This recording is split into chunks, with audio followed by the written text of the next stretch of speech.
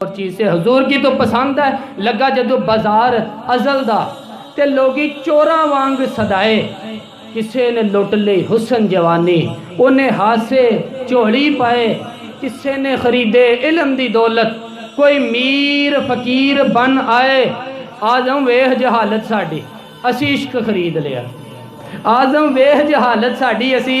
عشق او بھائی کمزور رہ گئے لوگ پیچھے رہ گئے نمبر نہ پہلا حاصل کر سکے اس لیے کہ جناب صدیق اکبر نے ایمان عقیدہ تگڑا رکھا مضبوط رکھا ساری زندگی لیت اللہ کی طرف جہن مسلمان ڈرا ہوا سہما ہوا سوچ رہا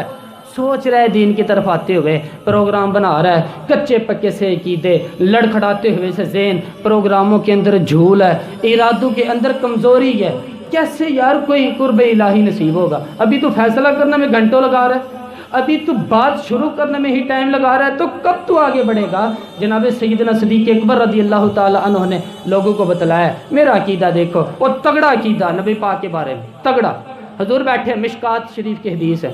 ادھر صدیق اکبر بیٹھ کے ادھر فاروق اعظم بیٹھ کے نبی پاک دعا کر رہے ہیں اے اللہ میری امت کو بخش دے آمین تو کہہ دیں یار آپ کی بات ہو رہی اے اللہ میری امت کو بخش دے اچانک حضور کے چہرے پہ مسکراہٹ آئی حضور نے فرمایا لو بھائی اللہ نے وعدہ کر لیا کہ میرے 70,000 امتی بغیر حساب کتاب جنت میں جائیں حضرت ابوبکر پھٹافٹ بول پڑے کہنے لگے محبوبہ تھوڑے ہیں ذرا زیادہ کر لیں ذرا اور نبی پاک نو کہنا چاہیے دسی جاؤ تھے جا کے مسلح پا تم ہی اللہ نو آہ کس کو کہہ رہے ہیں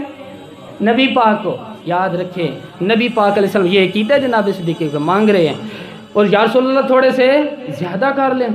حضور 70,000 تو کچھ بھی نہیں نبی پاک علیہ السلام نے پھر دعا کی فرمایا اللہ فرماتے ہیں رمضان کی ہر رات میں 70,000 بخش دوں گا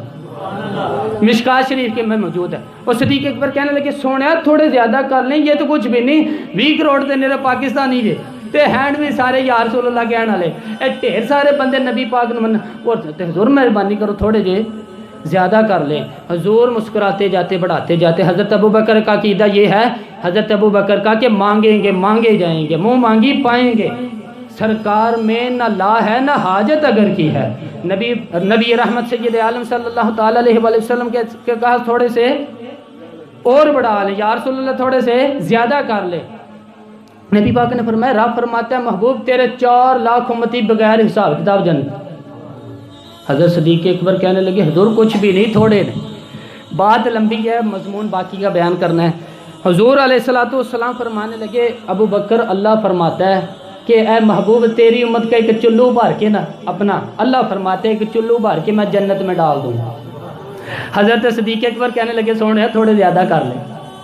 حضرت عمر بڑی دیر سے چپ بیٹھے تھے کہنے لگے چل ابو بکر بس بھی کر یاد اور بس کر دیر ہو گئی تو کیا عقیدہ ہے کیا نظریہ ہے کیا سوچ ہے صدیق اکبر کی فرمانے لگے عمر اللہ دے رہا ہے نبی لے رہا ہے تیرا میرا کیا جا رہا ہے اللہ دے رہا ہے نبی